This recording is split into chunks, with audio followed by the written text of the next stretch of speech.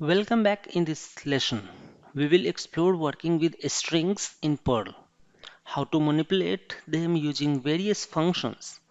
Strings are a core part of programming, and Perl provides powerful tools to handle them efficiently. So, first let's see how we can declare strings in Perl. So, in Perl, strings are stored in a scalar variable which is a dollar, and can be included in single or double quote. For example, we can just say my, and here I'll say dollar. Let's say I'll say var equal to, and then you can put value in single quote, hi Perl, and then I'll put slash n for new line. If you will not write, then output will come in one line only, and I'll say var 2, and I'll put it in double quote. So either you can put in single quote or double quote, and then you can just write. So single quote treats the text literal, yeah, and double quote allows variable to interpolation and escape sequences.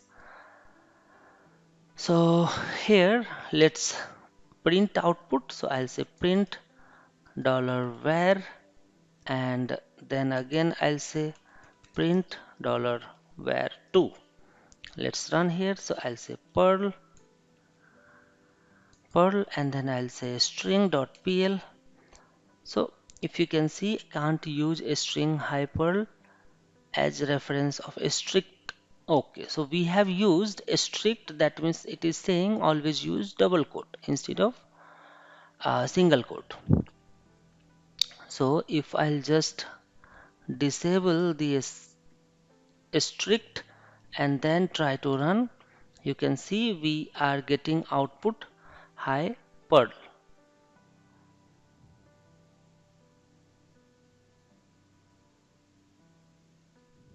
And we should also use semicolon to terminate. Let's run again. So now we can see we have, okay, let me just again use this strict. All right.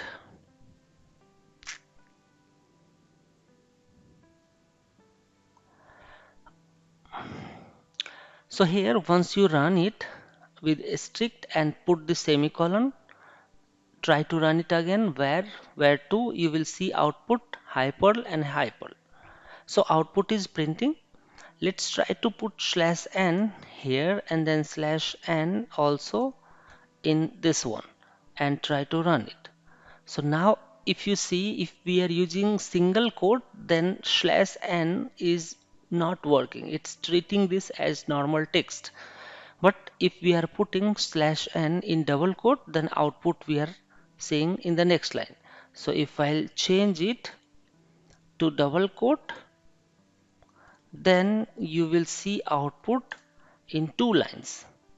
That is one difference between single quote and double quote. Single quote will treat as literal value, and double quote allows you to manipulate some text, add escape sequences. Remember that thing. Apart from that, we can use a string to concat. We can use dot.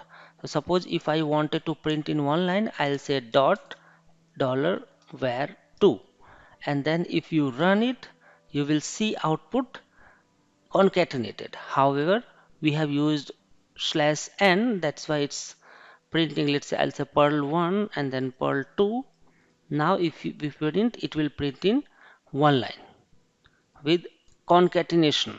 It is concatenated. If we just concat other thing, we can also concat and say, let's say space welcome. Save it and then run it. So you can see it's printing welcome, and due to here slash n, it's not printing in one line. So I'll remove it and run it again. So you can see concatenation, we can use dot to concatenate.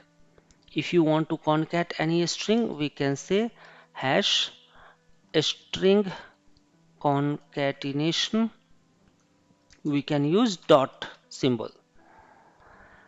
Similarly, if we need to repeat, we have already seen we can use a string repetition.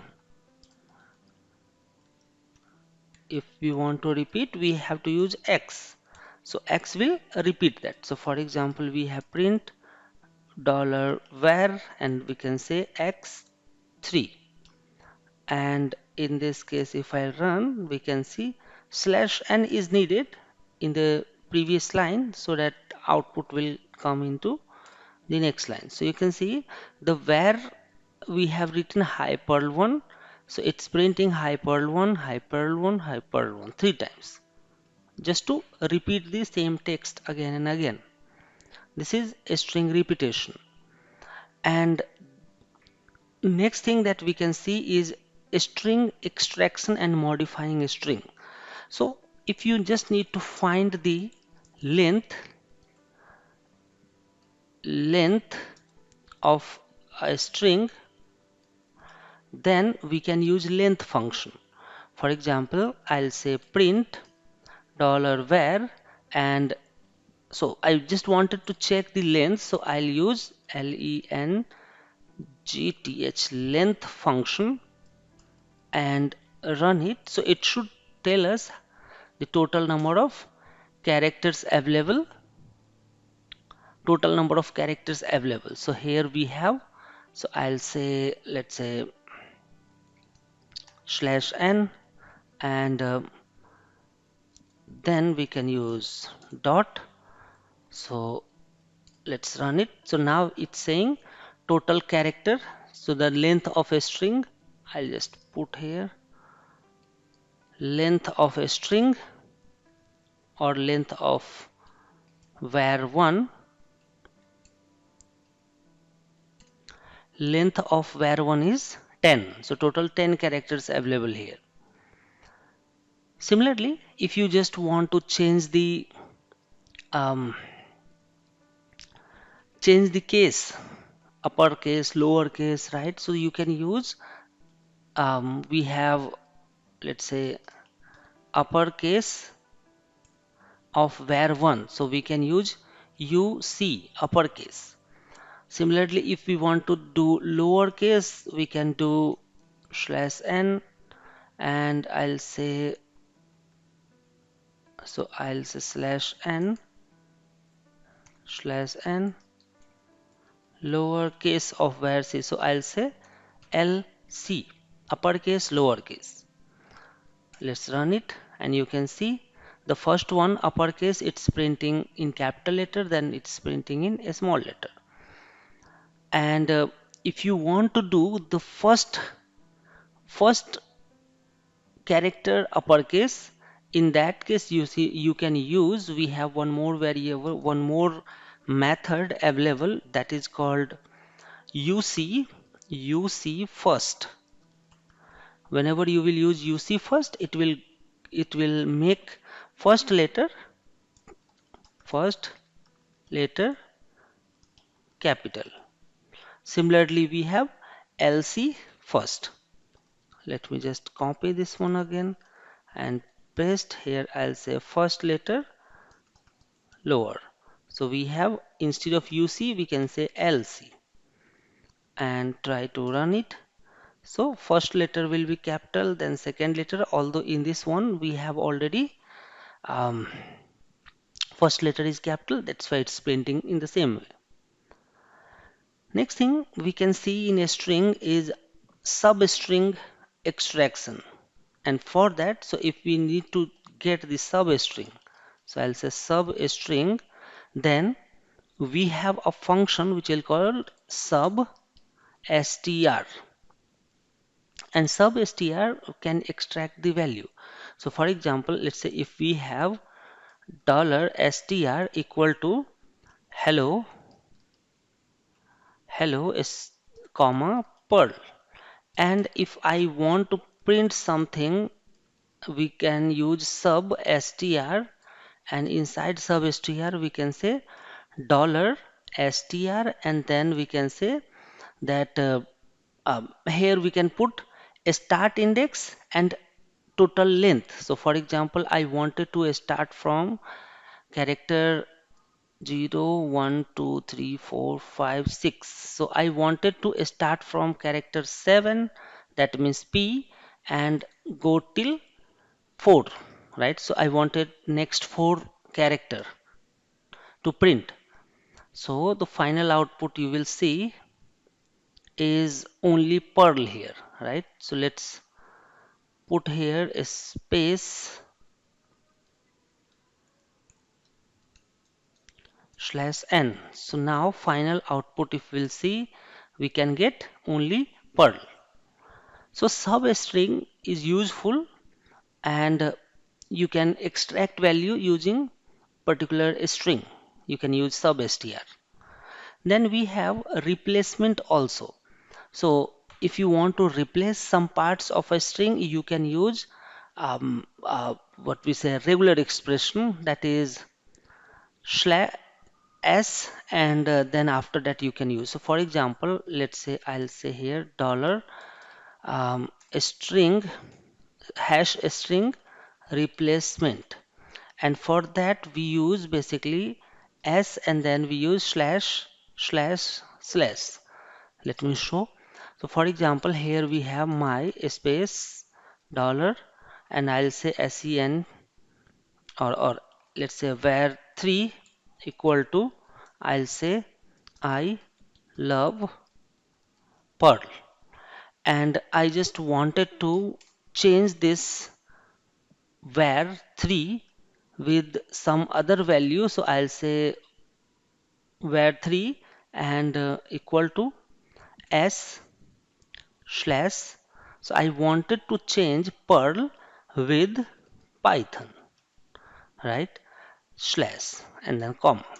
And if I'll just print now var 3, so we can check output. Before that, let me just put here slash, not here, but we can just put here /n, so that we can we will be able to see the final output. So let's see here. It's saying that substring Python, and let me use operator. Alright, so here let me try to run again, and it's saying that, so the problem here is I missed dollar symbol. So let's try to run it now. So it is saying that line number 29 dollar is missing still. Let's try dollar and try to run again. So you can see it changed I love Perl to I love Python. And here if you see, we have used till, that this is called binding operator. If you will not use, then you will not get proper output. So you have to use binding operator along with whenever you are replacing any character. So binding operator is needed. Another thing is, you can see we are using multiple times /n, right? So instead of /n, if you want to use print something with new line, then we can use say, which is introduced in Perl 5 and later. And say, I can't locate method say in package. Why I package this? Perhaps you forget. Pasting line number 29. Alright, for now we can just use print statement. And once it is done, we can just add here /n at the end of the file. So it will print in and go into the next line that we will use. Now after that, we can check another function from the string, which is called splitting and joining a string. So if you want to split a string, so split a string, we can use a split function. And if you want to join, then we can use join function. So for example, let's say we have data, or we can say my, let's say I'll say dollar data, it's a scalar. And suppose if you get data in this format, let's say we have 1 comma 2 3 4 something like this, and you want to split, and a split, so a split function will return array, right? Will return array. And to store array, what we have to use? We have to use at the rate. At the rate symbol, I'll say, for example, here I'll say numbers equal to a split, and then I'll put our first what we wanted to split, I mean how we wanted to split, and then comma our data. So we will put data, and this way we have our data is splitted. And then if we want to print, I'll say print dollar numbers, and then we can just put here particular index. So it should print the output. For example, we get output 1. That means it printed one output. If we want to print all data, we can just put here at the rate and then try to see the output in array format. So complete array data it will print if we have just added at the rate numbers.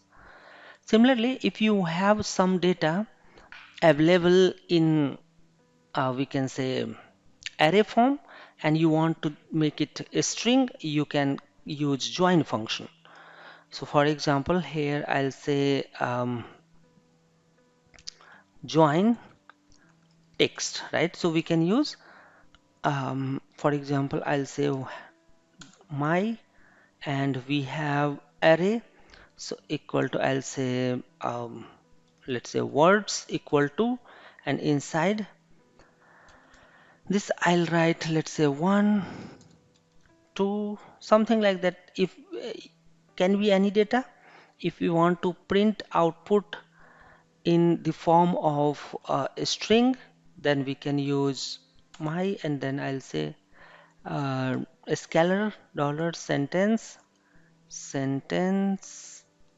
equal to, I'll say join, and we wanted to join here with a space or comma, it's up to you, and then we have to write dollar words. So now this is created one, and then we can just say dollar sentences, and if you run it, you will see output 1 2 3, right? So this way you can just write. So if you want your output to be appended with pipe, you can use pipe as well. So output will be appended in this format. Now that you know how to work with strings in Perl, let's move our next topic, and in next topic we will see how we can take input from user and provide output. Thank you so much. See you in the next.